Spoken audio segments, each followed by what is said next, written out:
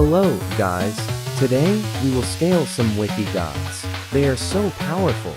Some of them can destroy mathematics, fiction, and even philosophy. So let's start. ML6820. ML6820 is extremely powerful character in the Great Beyond or Deep Hidden Truth. ML6820 is absolute. ML6820 is beyond all. For ML6820 is beyond comprehension. It has been prophesied for how it is illustrated from various sources. It is designated as a pyramid scheme, for the being is at the top. The tip of a pyramid ascends the pyramid. With unfathomable glow, its all-seeing enlightenment eye is noticeable. It is told that ML6820 brought itself into existence before Astro or Satanids, for it was alone for eons. It is described that there are 12 monolithic hierarchies. The 12 monoliths are Aleph Null, Aleph 1 1, Aleph to 2, Aleph 3 to infinity, the extendable cardinal, strongly compact cardinal, uncountable infinite, wooden cardinal, Reinhardt cardinal, infinity zone, Abrahamic delta, and arc. ML6820, also known as the embodiment of Godhead, is a mysterious entity and another avatar of ML6820. It appears in every narrative, in between and as the text written by the writers, and ML6820 is unbound by them, and instead, ML6820 just eliminates its author and embodies anything associated with text. In fact, it wrote this very document, in this section itself. Therefore, ML6820 wrote their own document and existence. It is to be kept in mind that all the godheads are nothing but essences of Abrahamic delta, the second highest monolith of ML6820. For even whoever knows or believes in ML6820 becomes one with Abrahamic delta, regardless of location, even in domain of factuality, whilst even us are mere puppets to ML6820. The deities find themselves in a quiet place called Limbo. It is unknown where it came from or its purpose, and neither is it known if the Illuminati can access the Limbo. The deities may rest in peace after Ragnarok. In the meantime, all of creation was swallowed by the void, only the Illuminati existing, and it closes its enlightenment eye. This is the worst ending to the Great Beyond. So, in conclusion, he is Hogh Apeiron with big cosmology. Example 1, it can destroy B equals ultimate L. Example 2, type 4 can manipulate multiverses. Example 3 is even stronger than the absolute infinity. Fractality. Fractality is extremely powerful character in fractalism wiki. Fractality is a massive fractal that compromises of every single character, string, piece of texts, in existence, and symbols, across all known and unknown languages. The fractal incorporates every single known, unknown, or never will be discovered mathematical concept and idea. So the fractal is the literal depiction of fractal with X being literally anything. The fractal represents the quantitative and qualitative representation of the absolute infinity and transfinity. The fractal consists of a black void and a white space. The normal text that surrounds the black void is called the white space. The white space comprises of entire sentences, which are transformed into concepts, ideas, and objects. While it contains all writing, it serves as the generative source for all of it as, well, every piece of data you have can be translated back to the fractality as the perfection of reality. Fractality serves as the final structure of every force in every logically possible, impossible, neither in both reality or cosmology. The fractality contains itself infinitely, as a final limit of the absolute would be impossible. Any creature created stronger or above fractality will be compensated by creating a lesser object. If not, the creature becomes a part of finality, the final God. Since the fractality contains a transfinite amount of layers, every layer has an absolute, infinity amount of layers that are above or beyond itself. The creator of fractality still remains unknown. If there was a creator at all, was even a more obscure question. the hierarchical value is equal to a number O, where O, or card OF. The fractal compromises of a dark, colorless space of pure ontological gibberish, which cancels out the normal text. The size of the black void would be way bigger, but the amount of gibberish collected is so large, it gets compressed in small strings of text. This void utterly eradicates all writing and argument, being the perfect non-being and antithesis to all existence and all stories that are possible, impossible, and all. These objects can be anything from a paper airplane that can fly into space, to entire mythologies or mathematical concepts. These strange objects collect in universensimals, or even larger structures, which makes up the white space. Objects and concepts often cannot exist yet in universes, which leads to the existence of the gray smoke, an area of concepts, ideas, and objects that are waiting to exist. The concepts of space, time, dimensionality, alerts life, and size all are contained by fractality. As they can be expressed in words, fractality is infinitely large, since infinity can be explained with words, making it a part of it. A rounded triangle shape exists. Fractality contains many sets of an infinite sets of different cosmologies and structures. Fractality is not limited by the lower reality layers. Instead, the lowest possible layer of fractality will inhabit the lowest possible reality layer. The highest layer of the fractality inhabits the biggest upper reality layer. Every layer contained in fractality is such a level offered higher than the previous layer that its transcendence would be hard to describe. The transcendence between the lowest reality layer and the highest is an absolute infinitesimal of qualitative transcendence. The amount of transcendence between two reality layers is currently unknown, but we know the difference between all two layers is equal to the all differences between all previous layers put together, including putting all sizes of all previous layers together.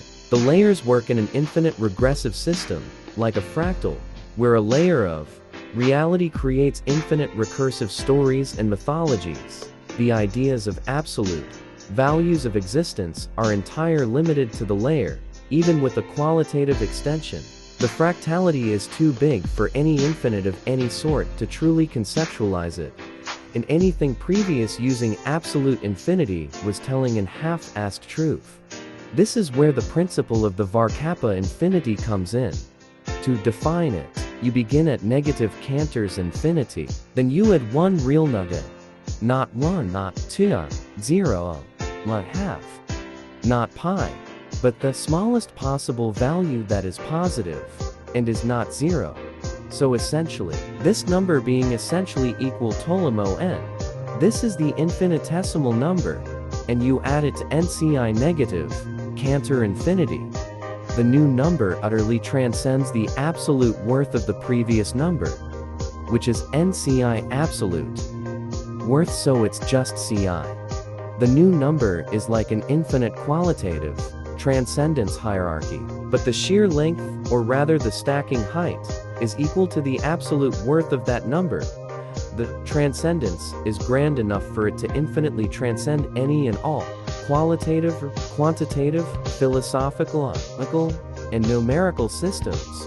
So essentially, NCI, NN equals NCI, NN, NNX, NCI. A second new number does the same thing, but not only creates a stacking hierarchy of qualitative transcendence, it adds the first hierarchy as well. Essentially, it copies all previous hierarchies and adds them on top. This repeats itself until you reach absolute infinity, past any inaccessible cardinal. But who says it stops there? Once you reach absolute infinity, a mysterious constant called A gets updated by the infinitesimal. The entire previous idea repeats itself on top of the already established hierarchy, and repeats itself again. PS. When the hierarchy copying happens, the completed hierarchy also gets copied. Each time absolute infinity is reached, the infinitesimal gets added to the constant again.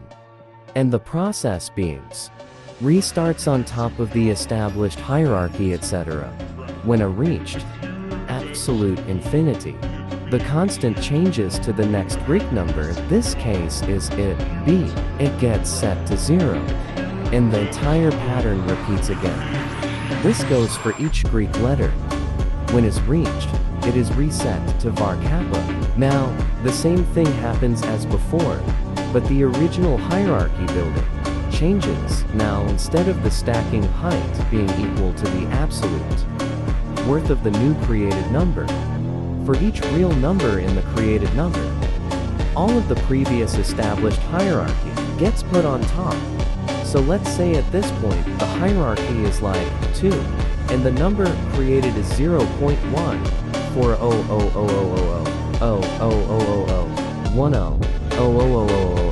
2, and on. Fourth, the 2 hierarchy will be stacked on top of itself, like 2, 2, 2, 2, 2, 2, 2, 2, 2. The same system of the constant updating goes until reaches absolute infinity. Now, what's next? Well, we have been utilizing Cantor's absolute infinity and multiplied it by 1. Use the Greek alphabet, and so on. But why stop at all? We go on to the second phase of the principle. Now, take a brand new set. How do we define it? Image any vector like S and any matrix like Zizapuvu, since the dimensions are defined as Mn. For this principle, and n are both paradoxically become elements of the set of all quaternions. But what about the elements in the vector and matrix themselves? Well, they are also going to be an element of. So, what happens next?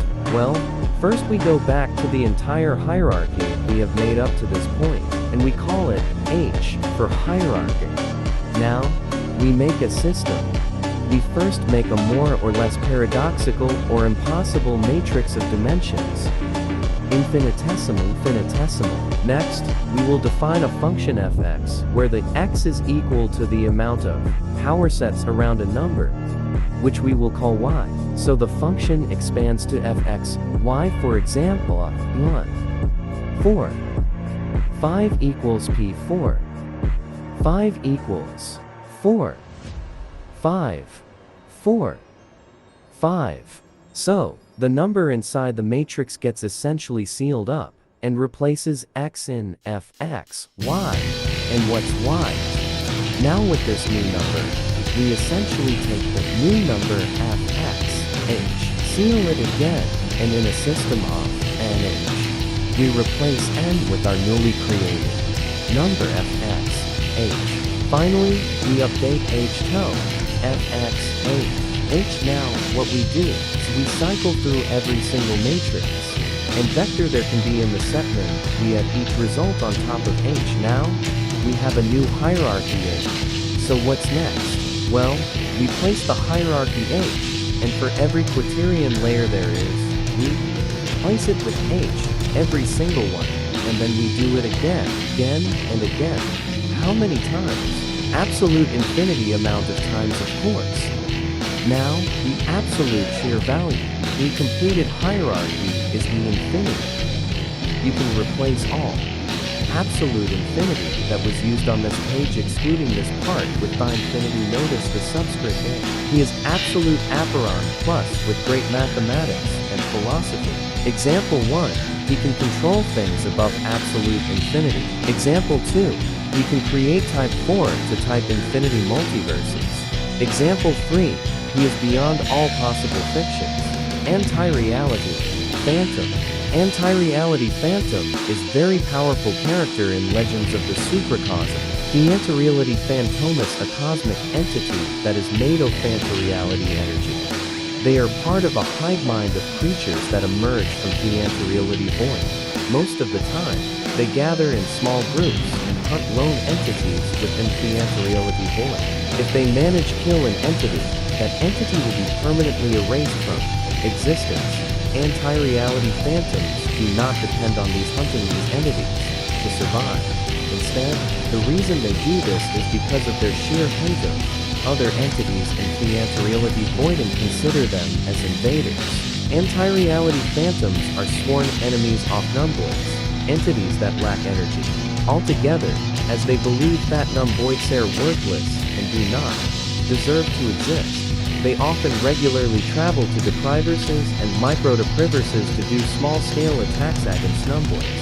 However, perhaps the biggest enemy of the anti-reality phantoms are the anti-reality born. This is because they believe that the anti-reality born are impure, since they are only partially made of anti-reality energy. They also believe that the anti-reality born pose a significant threat to their reign over the anti-reality void. Due to the anti-reality born being able to manipulate anti-reality energy, anti-reality phantoms will actively target an anti-reality born as soon as it becomes aware of its abilities. He is absolute Apeiron plus at minimum. Example 1. He can destroy things like absolute infinity and Berkeley Cardinal. Example 2. He can control all possible stories. Example 3.